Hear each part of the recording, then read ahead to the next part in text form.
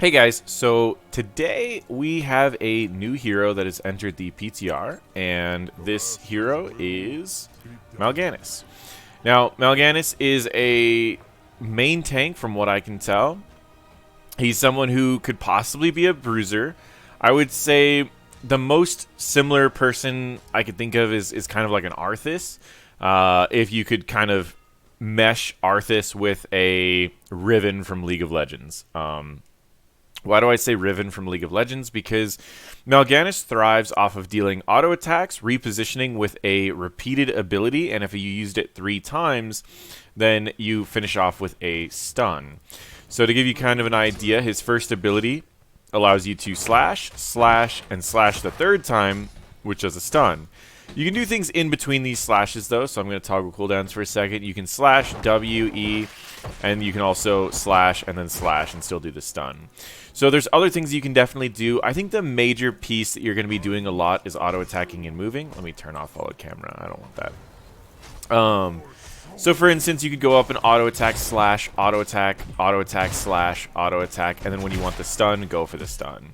So there's a variety of ways that you can use his Q, which makes me think that it's kind of like Riven, and there's talents that kind of gives you Riven's passive as well. But enough of that. For the people who haven't played League of Legends, you're not missing out on anything. I will go into the rest of his abilities. So Q, it's slash slash, and then it is stun. You do move faster than movement speed when you're using these slashes.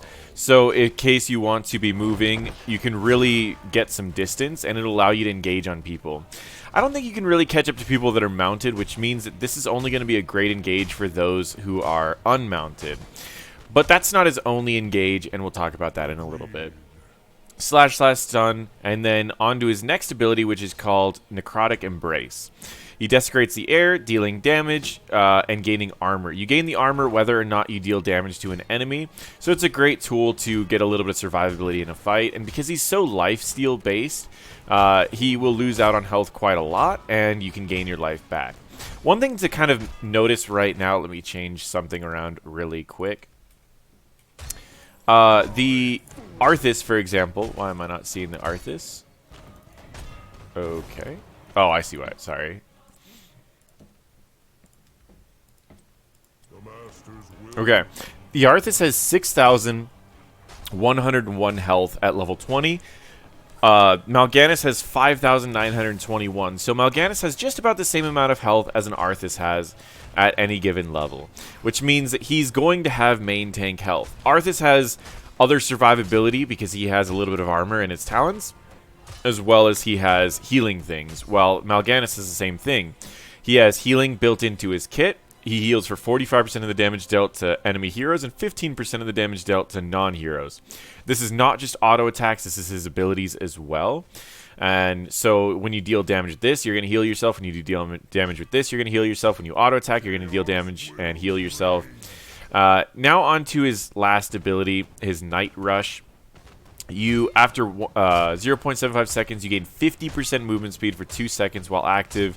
Malganis can move through enemies and put them to sleep for 2.5 seconds. So if you can do this in a bush when you see the enemies going up, this is your engage tool. You press this, and then you rush in, and you immediately sleep someone. And it's a great tool for getting a couple enemies to sleep very, very quickly. I really like this tool for just a quick engage out of a lot of the other tanks. This is just a really unique one. So you can mount up, but in general, you're going to want to just stay out of vision range. You're going to want to do this, go in, sleep them, and then you can immediately wait until you've got a better position. Auto attack, stun, use this, and you can see how much healing I'm doing.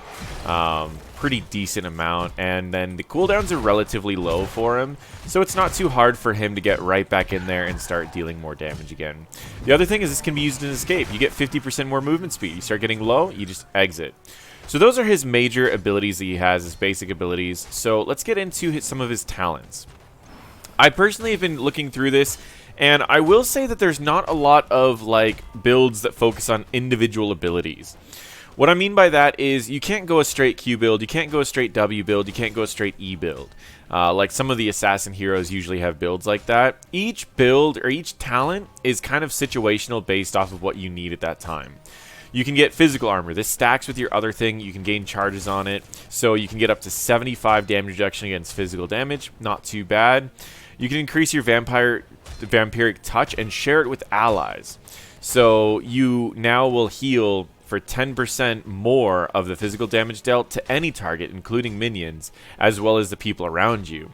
So in case of your team wanting to run like double support to save like a hyper carry, you might not need to run a double support. You could just run him and pick Vampiric Aura.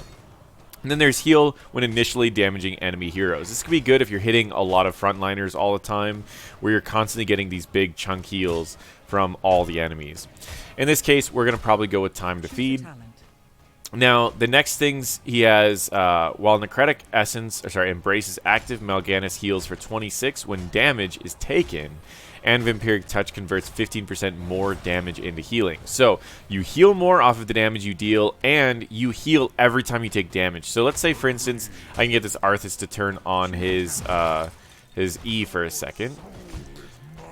Come on, come on, come on, turn it on, turn it on, turn it on, turn it on, turn it on, turn it on.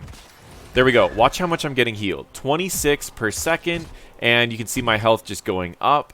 And so anything that deals damage over time or is fast damage, this is going to be a great way to out-heal it.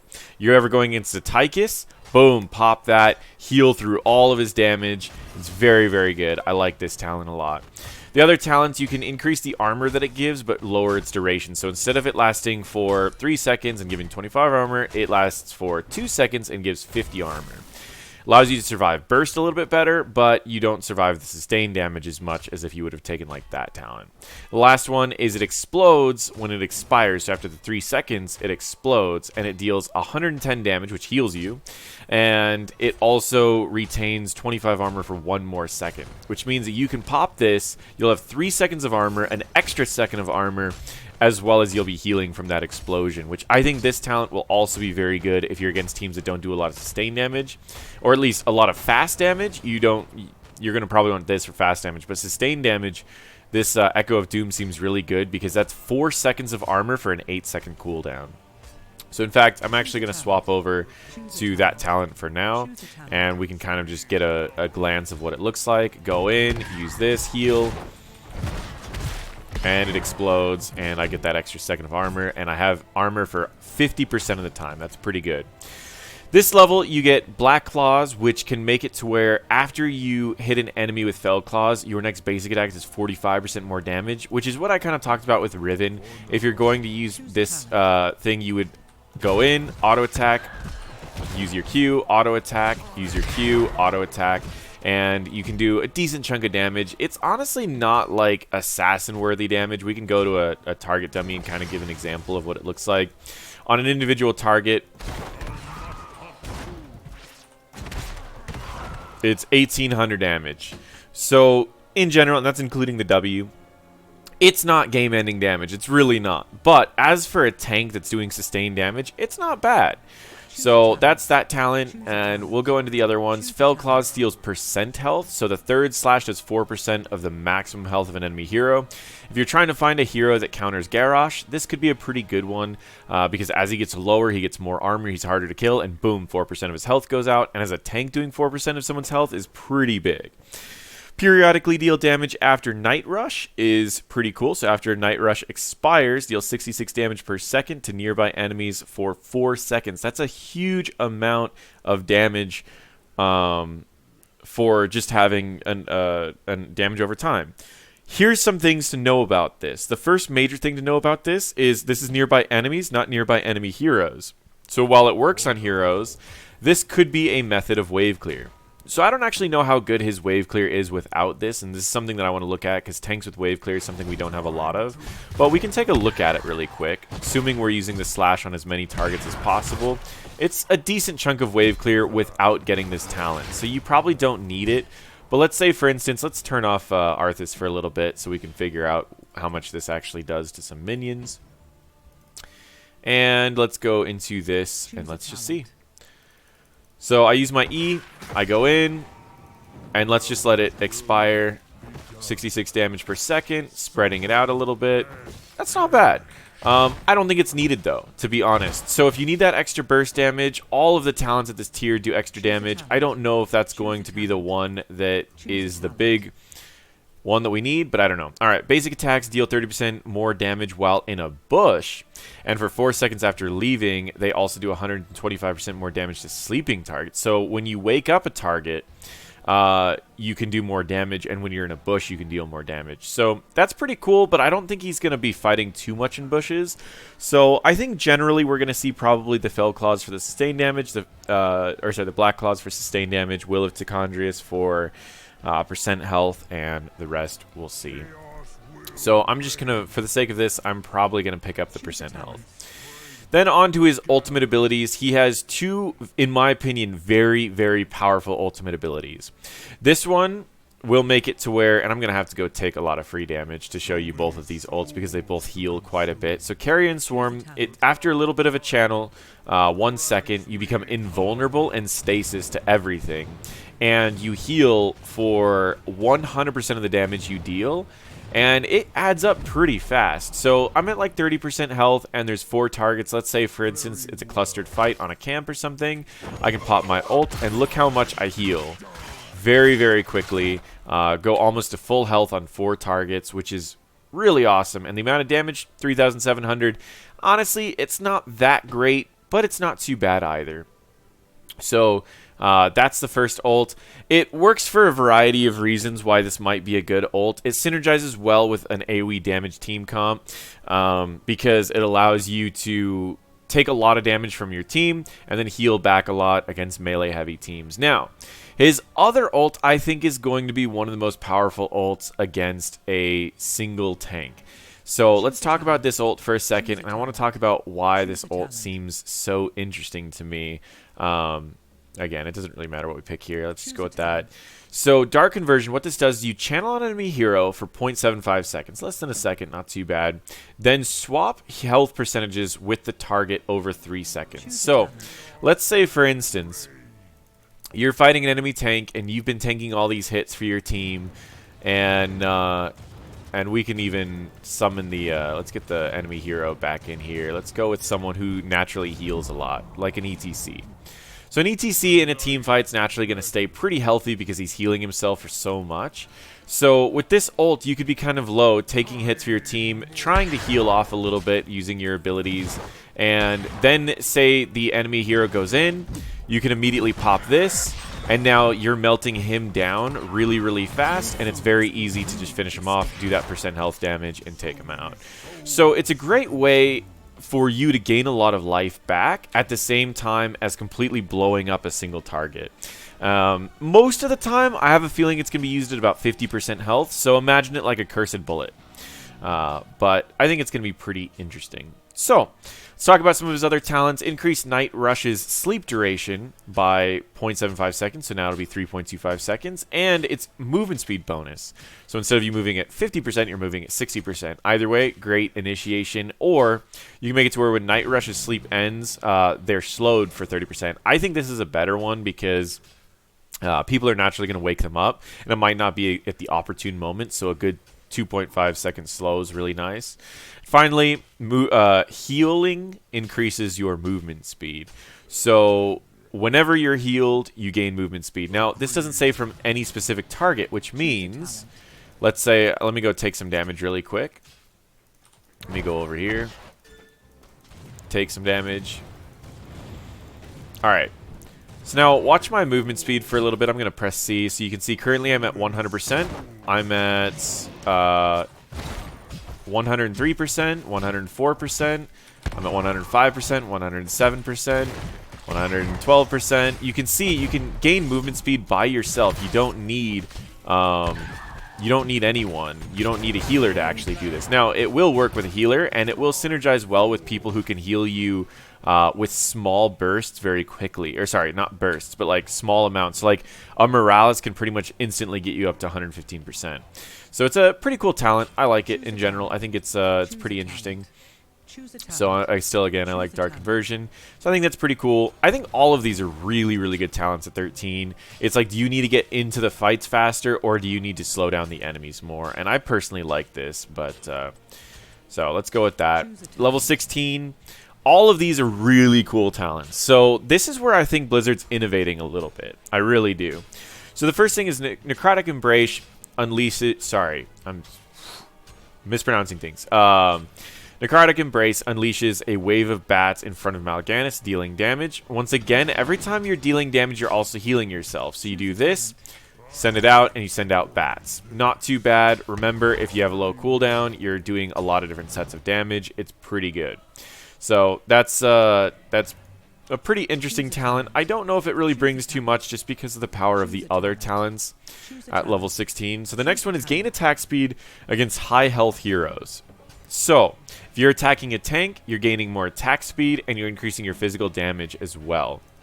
Allows you to really melt down people. So let's go into... I'll go into a damage build later. Blind as a bat is probably the most interesting one. It was brought up in the video, and what it does is you erupt in Blind Rage, removing the cooldown and mana cost of Fell Claws, but lose all vision for 6 seconds. It's an 80-second cooldown. So the reason why this is so cool is because if you use this and you know where the fight's going to be, you can do a lot of damage. Like, it's just an insane amount of damage. Almost... 5,000 damage in that short little fight, and you're healing the entire time you're doing that, and that's not even an ultimate ability. So to be able to do all of that without an ultimate is very, very cool. But the other reason that I actually like this talent is because it gives you an escape if you have a really awkward fight. Say you're sitting in here, you're fighting, and then everyone starts going for you, and you're just like, you know what? We need to get out. Like, you can get out of a fight very, very quickly without needing to use any of your other abilities that might be on cooldown, and that could get you out of almost any situation.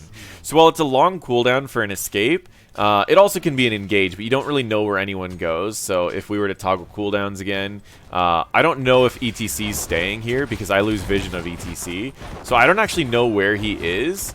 So it's an okay engage, but you might really overshoot it. So that's the downside of it. But in terms of escaping or in terms of like knowing where the team's going to have to fight, it's a pretty interesting talent, and I really like it.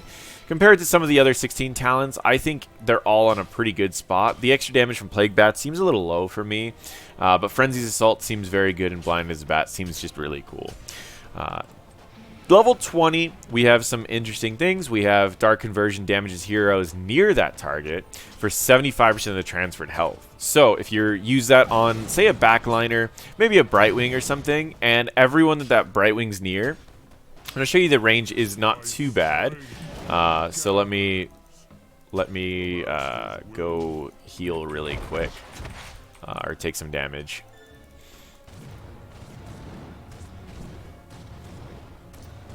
Sorry about this. I feel like this video, I'm just spending like 30% just taking damage just because of that. So if I was to use the ult right here, you can see the range is pretty decent. It's not too bad, and it's an easy, I don't know, 150,000 damage, no biggie.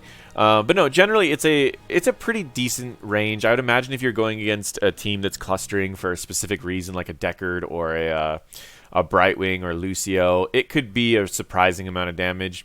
Otherwise, there's Fell Claws and basic attacks slow, which I think is probably going to be the main answer.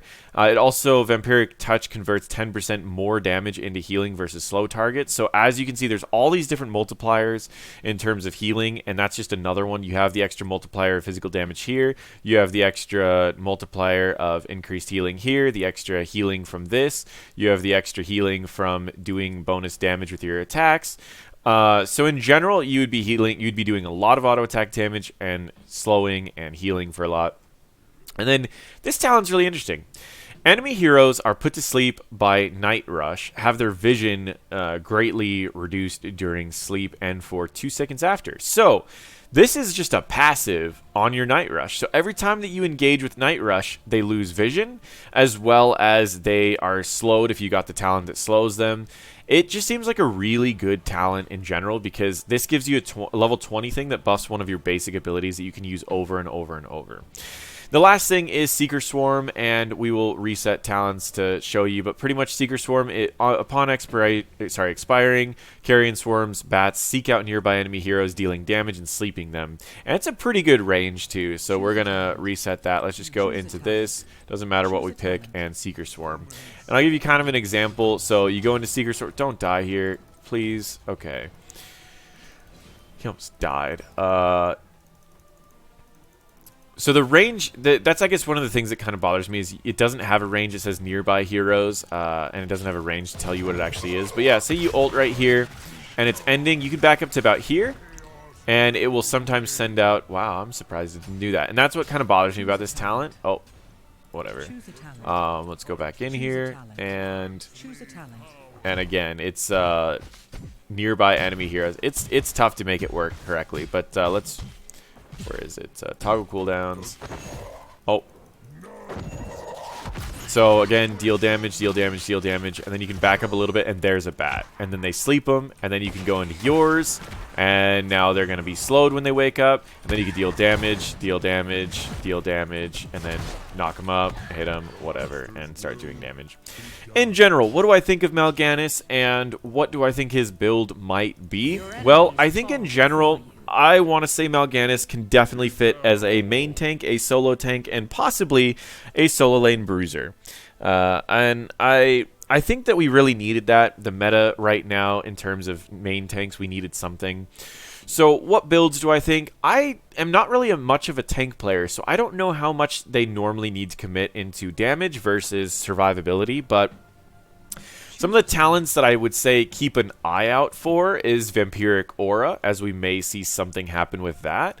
Time to Feed will likely be one of the major talents, but I think Vampiric Aura might enable us to see some more heavy physical damage teams. I think Echo of Doom, I think really all of his level 4 talents are things that we might need to look out for, but Echo of Doom to me seems really good. That's a 50% uptime on 25 armor, as well as it deals damage twice, damage that you heal off of, so I think that would be very good. Level 7, I would say keep an eye out for the basic attack damage because it scales so well into some of the other abilities. Say you get the basic attack damage here, and you go into, doesn't really matter, conversion, and then you can go into, I mean the heal, you're going to be auto-attacking and moving so much. That would be pretty good if you're being a bruiser. But yeah, let's go with that for now. And then gain attack speed against higher health targets, as well as heals slow. And you can see there's probably a decent amount of damage that can be dealt here. Oh, I have toggle cooldowns on, my bad. Just being able to keep auto-attacking and dealing constant damage, I think he's pretty scary in general, and I think that you can heal through a lot of damage. I'm really curious to see if you're just sitting in here and dealing damage, you can heal through just about everything, I would imagine. Which is why I think that it's going to be really interesting to see where he does end up. But generally, I think he's going to be an interesting tank. I think he has a lot of wave clear. His mana costs are relatively low. And I think he's going to be pretty interesting. Sorry, guys. I have 2 notifications. Those are mine, not yours. And I apologize for that. But normally I turn all that stuff off, but I'm watching a couple things. Anyways, so I think that's one possible build for maybe a bruiser, or if you want to go straight for a tank build, you might be seeing more of a heals initially, probably still the 40% uptime, and then probably the percent health, or you could do the periodically deal damage after Night Rush because you're going to be naturally engaging and then trying to body block people. And followed by that, once again, I like Dark Conversion. And then the slow, probably, I mean, if you're a main tank, you could get away with any of these. This heals you the most, so maybe that one. But Blind as a Bat could be really cool for an escape. So let's just say Blind as a Bat. And then at this level, you'd probably end up going with Alone in the Dark. And pretty much most of the engages would kind of start off with something like this, where you're hiding in a bush, and you see where the enemies are trying to leave. You go up, you sleep them, you position to where you're behind them. Then you just try to body block them. Every time they get around you, you move in another direction, keep body blocking them. And then as they're about to get out, you could probably even toss out your other abilities. And the extra damage that you're able to do and the ability to chase people is pretty good. Actually, the siege of this is pretty insane. You know what? I didn't even think about that. Hold on. Refresh forts. Toggle cooldowns. Come on. Toggle cooldowns. There we go. Like, you don't need to see anything. If you guys decided to go for a fort here, so let's pop this, and then let's just go for this fort. Those towers. You could do half of a tower's health with that by yourself as a main tank. That seems huge. I don't know if that's going to be a thing, but honestly, that seems like such a good talent because of just that. Like, just the fact that you can blow up something really quickly. Or imagine that on a boss, like just blowing apart a boss. I don't know. Some things to think about. I think he's going to be a really good main tank. Let me just end it there. I don't want this video to get too long of just speculation of all the possible builds. But what I do say is I think he's a great main tank. I think he's got a lot of healing. I think he's going to be a... his CC isn't too scary, but it's pretty strong if you use it correctly. And I think he's just going to be a really good person to change up the meta a little bit. So I'd like to see what you guys think about Malganis and see if that's going to be something that we might be seeing in the meta. Thank you all for watching.